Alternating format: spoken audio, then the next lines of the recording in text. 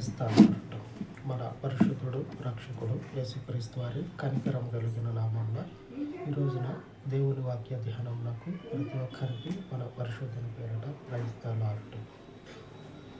శరీరం అనేది ఎప్పుడైనా సరే అతిశయపడతా ఉంటుంది. ఉన్నదాన్ని చూసుకొని లేని దాన్ని పొందుకోవాలని ఆరాటపడతా విడిచిపడుతుంది శరీరం అనేది. ఆత్మీయులు ఆత్మతో నడిపించబడేవారు దేవుని హృదయానుసారంగా నడుచుకుంటూ ఉంటారు. పరిశుద్ధుడు అయినటువంటి దేవుని వాక్యము సెలవిస్తూ ఉంది, మీరు శరీరుల వలె కాకుండా రక్షింపబడ్డారు కదా, ఆత్మ చేత నడిపించబడేటువంటి వారైతే, ఆత్మ చేత నింపబడినటువంటి వారైతే శరీరానుసారంగా, అంటే శరీరము దేనికోసం అయితే ఆరాటపడుతుందో, శరీరము ఏ విషయంలో అయితే అతిశయపడుతుందో వాటిని దగ్గరకు రానియక వాటి ప్రకారము కాకుండా ఆత్మ ప్రకారంగా ప్రవర్తిస్తూ ఉంటారు. నువ్వు ఏ స్థితిలో ఉన్నా సరే ఆత్మ ప్రకారంగా నడుచుకున్నట్లయితే నీవు దేవుని యొక్క వాక్యానికి, ఆయన యొక్క మార్గానికి ప్రతిరూపంగా ఉంటావు. అపోస్తలుడైనటువంటి పౌలు ప్రజల ముందు నిలబడి, దేవుని ప్రజల ముందు నిలబడి ధైర్యంగా చెప్తా ఉన్నాడు. ఆయన బోధించేదేమో క్రీస్తుని. ఎంతటి ధైర్యమో చూడండి. బోధించేది క్రీస్తు గురించి, బోధించేది క్రీస్తు మార్గం గురించి. మీరు నాకులాగా బ్రతకండి అని ధైర్యంగా చెప్తా ఉన్నాం. ఎంతటి గుండె ధైర్యం, ఎంతటి దేవుని మీద ఆయనకున్నటువంటి విశ్వాసం అనేది. శరీరము ఏ క్రియలనైతే కలిగి ఉన్నదో వాటినన్నిటినీ కూడా కట్టగట్టి మూట కట్టేసి పడేసిండు, ఎటో పడేసిండు. ఆ స్థితిని పొందుకొని ఉండాలి. ఒకసారి ఆలోచన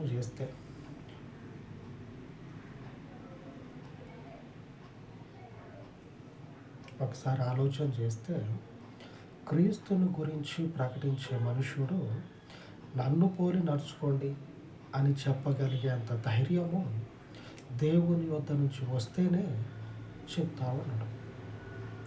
అలాగనే మనము ఎంతటి ఉన్నతమైనటువంటి స్థితికి పోయినా సరే మనవారు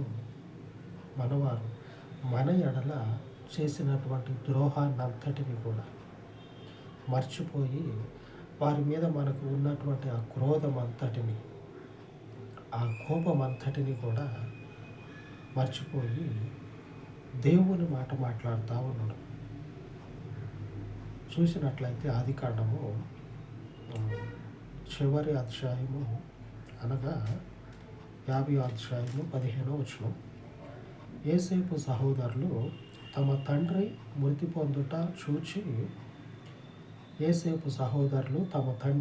పొందుట చూచి ఒకవేళ యోసేపు మన యందు పగపట్టి మనం అతనికి చేసిన కీడంతటి చొప్పున మనకు నిశ్చయముగా కీడు జరిగించుననుకొని ఏం చేస్తారంటే పోయి యోసేపు కాళ్ళ మీద పడతారు. వాళ్ళు చేసినటువంటి తప్పును బట్టి నిన్న మొన్నటి దాకా వాళ్ళ నాయన ఉన్నాడు కాబట్టి తండ్రి ముఖాన్ని చూసి మనల్ని ఏమనకపోవచ్చు. ఇప్పుడు కూడా అక్కడక్కడ ఎదురవుతూ ఉంటాయి. ఒకప్పుడు అయితే ఎక్కడ ఎదురు పడకపోవు. పెద్దవాళ్ళు ఉంటే వాళ్ళు ఉన్నన్ని రోజులు అనకుండా ఉంటారు. పెద్దవాళ్ళు ఎప్పుడైతే కాలం చేస్తారో అప్పుడు ఇక ఎక్కడ లేని ధైర్యం వచ్చి ఇక వాళ్ళని ఆపతరం కాదు, వాళ్ళని ఆపటానికి వీలు కాదు. అంతగా ఏం చేస్తారంటే పెచ్చరిల్లుతారు. ఈ యోసేపు కూడా అట్లాగనే చేస్తాడేమో అనుకొని ఏం చేస్తారంటే పోయి ఏసేపు కాళ్ళ మీద పడతారు. ఏసేపు ఏమో వాళ్ళని, ఏసేపు లేకపోతే వాళ్ళకు మనుగడ లేదు, వాళ్ళ జీవితమే లేదు. అందుకే వాళ్ళకి ఆ భయం. ఏసేపు కనుక ఆ స్థితిలో లేకపోతే వారికి జీవితమే లేదు. వారి కుటుంబాలన్నీ కూడా కనుమరుగైపోతాయి. ఆ పరిస్థితిలో దిక్కుతోచక ఏం చేయాలో పాలుపోక పోయి ఏసేపు కాళ్ళ మీద పడతారు. క్రోధము, అల్లరి, ద్వేషము క్రీస్తునందున్నటువంటి వారికి, మనవారు అనని పిలువబడేటువంటి వారికి ఇవన్నీ మనం చేయకూడదు. క్రీస్తు రక్తంలో కడగబడితే, అందుకే ప్రభువు కూడా చెప్తూ ఉంటాడు, మీరందరూ సహోదరులు, ఒకరిని ఒకరు క్షమించుకొని కలిసిపోయి దేవుని పనిలో భాగం పొందుకొని ఉండాలి. ఆ పరిస్థితి కనుక ఎవరికైనా ఉంటే ఆ పరిస్థితిని తీసేసేయండి. ఎందుకంటే ఆ పరిస్థితి క్రీస్తుకు విరుద్ధమైంది, వ్యతిరేకమైంది.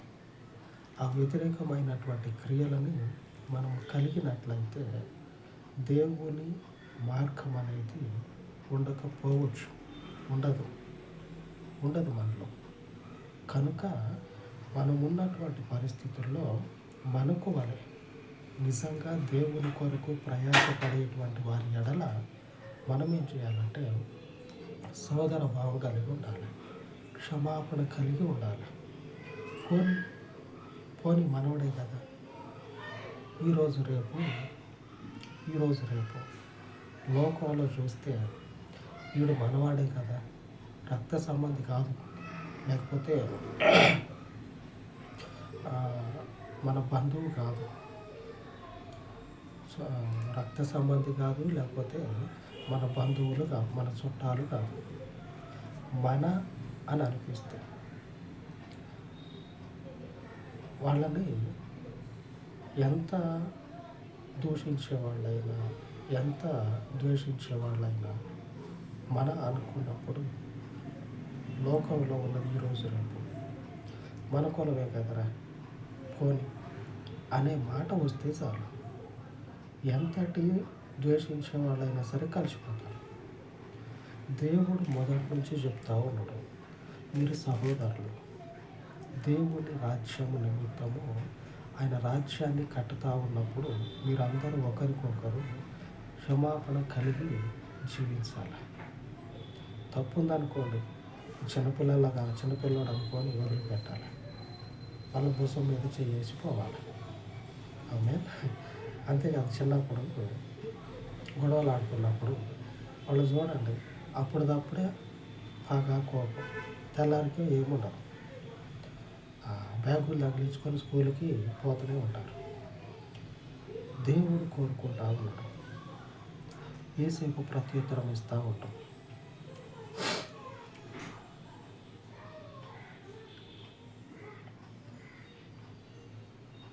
పదిహేడవ వచనంలో రాయబడి ఉన్నది. 17వ వచనంలో, నీ తండ్రి తాను చావక మునుపు ఆజ్ఞాపించినదేమనగా, మీరు యోసేపుతో నీ సహోదరులు నీకు కీడు చేసిరు కనుక దయచేసి వారి అపరాధమును వారి పాపమును క్షమించుమని అతనితో చెప్పుడనిను. కాబట్టి దయచేసి నీ తండ్రి దేవుని దాసుల అపరాధము క్షమించుమనిరి. వారు యోసేపుతో ఇలాగూ మాట్లాడుచుండగా అతడు ఏడ్చెను. మరియు అతని సహోదరులు పోయి అతని ఎదుట సాగిలపడి, ఇదిగో మేము నీకు దాసులమని చెప్పగా యోసేపు మాట్లాడుతూ ఉన్నాడు. ఏమని మాట్లాడుతూ ఉన్నాడంటే, నేనేమన్నా దేవుణ్ణా కాదు కదా అని మాట్లాడుతూ ఉన్నాడు. మనం ఈరోజు ఈ ఒక్క మాటని మనకు అనుకూలంగా మార్చుకోవాలి. మనము దేవుని వలె ప్రవర్తించాలి. ఏ విషయంలో తెలుసా? దేవుడు ఎలాగైతే మనల్ని క్షమిస్తూ ఉన్నాడో మనము కూడా మన సహోదరులను క్షమించాలి. ఆమె అర్థమైందా? యోసేపు అంటా ఉన్నాడు, సాగిలపడి మొక్కితే అన్నదమ్ములు యేసేపు నేను దేవుడిని కాదుగా సాగిలపడి మొక్కటానికి నన్ను ఎందుకు మొక్కుతా ఉన్నారని అంటా ఉంటారు. ఈ మాటని మనం ఒకసారి ఈరోజు మనం చెప్పుకునే వాక్యానికి అనుకూలంగా మార్చుకుంటే మనము దేవుళ్ళ వలె మన సహోదరుల ఎడల క్షమించే హృదయం కలిగి ఉండాలి. ఈ ఒక్క క్షమించే విషయంలో మాత్రం. ఎందుకంటే దేవుడు అయ్యుండి మన అపరాధాలను క్షమిస్తూ ఉన్నాడు కదా. మనం తప్పు చేసినాం, దేవుని ముందు నిలబడ్డాం, క్షమించమని అడుగుతాం. కానీ ఈ ఒకసారికి క్షమించవద్దు, నన్ను విసిరేయద్దు అని చెప్పనని నిలబడం కదా దేవుని ముందు. మనం నిలబడడం అంటే క్షమాపణ దొరుకుతుందనే నిలబడతాం. అలాగనే మన సహోదరుల ఎడల మనము కూడా క్షమించేటువంటి హృదయం కలిగి ఉండాలి. యేసేపు ఇంకా ప్రత్యుత్తరం ఏమిస్తూ ఉన్నాడంటే, మీరు నాకు 20వ వచనం, మీరు నాకు కీడు చేయని ఉద్దేశించితిరి కానీ నేటి దినమున జరుగుచున్నట్లు అనగా బహు ప్రజలను బ్రతికించున్నట్లుగా అది మేలుకే దేవుడు ఉద్దేశించాడు. దేవుడు ఏం చేస్తూ ఉన్నాడంటే మేలు కొరకే దేవుడు ఇదంతా జరిగించాడు. కాబట్టి మీరు అప్పుడు నాకేం చేశారు, నేను ఆ రోజున మీ మీద ఎంత పగ పెట్టుకున్నాను అని మీరు ఆలోచన చేయగలకండి. అది జరిగిపోయిందంతా మనకి ఈ రోజున మేలు జరుగుతుంది కదా. ఈ మేలు కొరకే దేవుడు జరిగించాడు. కాబట్టి మీరు ఇంత భయపడకండి, మిమ్మల్ని మీ కుటుంబాలను నేను పోషిస్తా అని చెప్తా ఉన్నాను. చేయబడినటువంటి కీడును మర్చిపోయి క్షమిస్తూ ఉండడు దేవుని ప్రజలని దేవుని మనుషుడు. దేవుని ప్రజలను దేవుని మనుషుడు క్షమిస్తూ ఉండడు. చేయబడినటువంటి ద్రోహాన్ని కీడును మర్చిపోయి దేవుడు వాగ్దానం చేసి ఈ రోజున ఆజ్ఞ ఇస్తా ఉన్నాడు. వాగ్దాన పూర్వకమైనటువంటి ఆజ్ఞ ఏమిటంటే ఈ రోజున ఎఫెసీయులకు రాసిన పత్రిక 4వ అధ్యాయము 31వ వచనం. ఈరోజు దేవుని వాగ్దానము, సమస్తమైన ద్వేషము, కోపము, క్రోధము, అల్లరి, దూషణ, సకలమైన దుష్టత్వము మీరు విసర్జించుడి. ఇవి క్రీస్తుకి అనుకూలమైనవి కావు. సకలమైనటువంటి ద్వేషము, సమస్తమైన ద్వేషము, కోపము, క్రోధము, అల్లరి, దూషణ, సకలమైన దుష్టత్వాన్ని మీరు విసర్జించాలి. ఈ క్రియలు శరీరాలకి స్పష్టమై ఉన్నాయి. శరీరానుసారంగా జీవించే వారికి ఇప్పుడు చెప్పబడినటువంటి క్రియలన్నీ కూడా ముఖం మీదే కనపడతాయి. మరి ముఖం మీద కనపడితే దేవుని మనుషుడని పిలువబడ్డాడు కదా. కనుకనే అపోస్తులైనటువంటి పౌలు యేసేపు ఏ రీతిగా జీవించిందో అదే రీతిగా మనము జీవించాలని నన్ను చూసి మీరు నేర్చుకొని నాకులాగానే మీరు బతకండి. అపోస్తులైన పౌలు చెప్తా ఉన్నాడు సంఘానికి, మీకు యేసు ప్రభు మీ కళ్ళ ముందు లేడు, అక్కడ యేసేపు లేడు, మరి వాళ్ళని చూసి నడవలేరు కదా, నన్ను చూసి నడవండి. మీ కళ్ళ ముందు నేనున్నా కదా, నన్ను చూసి నడుచుకోండి. నేను ఎలాగ నడుచుకుంటూ ఉన్నాను, ఎలాగ జీవిస్తూ ఉన్నాను, ఎలాగ మాట్లాడుతూ ఉన్నాను, నన్ను చూసి నడుచుకోండి. ఎంత ధైర్యంతో చెప్తా ఉన్నాడు. దేవుని వాక్యాన్ని బల్లలు గుద్ది చెప్పటం కాదు, నా జీవితమే మీకు ఒక మాదిరిగా ఉంది. ఇది బల్ల బుద్ధి చెప్పటం అంటే. ఆమె బల్లలు కొట్టి చెప్పటం ఎవరైనా చెప్తారు. ఏమంటే అట్లా వేసి ఒక దిబుడి కొడితే వాళ్ళు ఎంత ఖర్చు పెట్టి తెచ్చుకున్నారు, వాళ్ళకి డబ్బులు ఖర్చు అవుతుంది. ఎవరైనా చేయవచ్చు. వాక్యానుసారంగా జీవించి ఇలాగ మీరు బ్రతకండి అని చెప్పటం ఇది అసలైనటువంటి బలాలు బుద్ధి చెప్పే వాక్యం. ఆమె చూడండి ఒకసారి లేఖనం ఫిలిప్పీలకు రాసిన పత్రిక 3వ అధ్యాయము 17వ వచనం. సహోదరులారా, మీరు నన్ను పోలి నడుచుకొనుడి, మేము మీకు మాదిరి అయి ఉన్న ప్రకారము నడుచుకొని వారిని గురిపెట్టి చూడండి. మేము మీకు మాదిరిగా ఉన్నాం కదా, మమ్మల్ని గురి పెట్టి చూడండి. ఇట్లాగనే అది ఉంటుంది కదా, దాన్ని పెట్టి చూస్తారు. అది స్పష్టంగా కనపడుతుంది. అట్లాగా మీ కళ్ళతోటి మా జీవితాలని తేటగా చూడండి. అప్పుడు క్రీస్తుని బట్టి మీరు ఎలాగ జీవించాలో ఇట్టే అర్థమైపోతుంది. ఎందుకంటే కళ్ళ ముందు మేము ఉన్నాం కదా, అలాగ నడుచుకోమని చెప్తా ఉన్నాడు దేవుని సేవకుడు. దేవుని వాక్యమందు నిలిచినటువంటి మనందరి జీవితాలకి ఆదర్శవంతుడు పౌలు. మనబోటి మనుషుడే, ఆదర్శవంతుడు. ఇట్టి లేఖనాలకి తగ్గట్లుగా మనం జీవించడం నేర్చుకోవాలి. శరీరానుసారంగా ఉంటుంది. గత కాలమే చాలు, ఇక మీదట కాలము పోలి నడుచుకోవాలి దైవజనంలో. ఆమె అలాగా దేవుడు మనల్ని నడిపించును కాక. అలాగ నడిపించుట కొరకు ఆయన సహాయం కొరకు వేడుకుందాం, ప్రార్థించుకుందాం. పరిశుద్ధుడా, మహిమ కలిగిన తండ్రి, మీ పాదముల వద్ద మనం చేసుకొని చూడగా ఏ రీతిగా జీవించాలో, ఏ రీతిగా మీ యందు తండ్రి మసలుకోవాలో నీ వాక్యము ద్వారా నేర్పించమని, పరిశుద్ధులకు మాదిరిగా జీవించుటకు ఈ దినములలో తండ్రి నీ దయగలిగిన ఆత్మను దయచేయమని మీ పరిశుద్ధతను బట్టి ప్రార్థిస్తూ ఉండగా, అపోస్తులైనటువంటి పౌలు ధైర్యముగా చెప్పేటువంటి స్థితిని మేము పొందుకున్నట్లు మీ ఆత్మ చేత మమ్మల్ని నడిపించమని.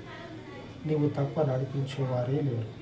నీవు తప్ప మాకు వేరొక రక్షణ దుర్గము, ఆశ్రయ దుర్గము లేనే లేదు. నీవు మాత్రమే మాకు తోడుగా ఉండి ఏ రీతిగా తండ్రి శరీర క్రియలను విడిచిపెట్టి ఆత్మీయమైనటువంటి జీవితంలో జీవించాలను నేర్పించమని, నడిపించమని, మీ కృపలో వర్ధన చేయమని దయగలిగినటువంటి మీకు తండ్రి ఈ మనవులన్నింటినీ ప్రతిష్ఠ చేస్తూ పునరుద్ధానుడైనటువంటి యేసుక్రీస్తు మహిమ కలిగిన నామమున ప్రార్థించి వేడుకొని చూడాలి తండ్రి. ఆమేన్, ఆమేన్. ఉన్నతమైన దేవుని కృప మనకు నిత్యము తోడై ఉండి మనలను నడిపించును గాక. ఆమేన్, ఆమేన్.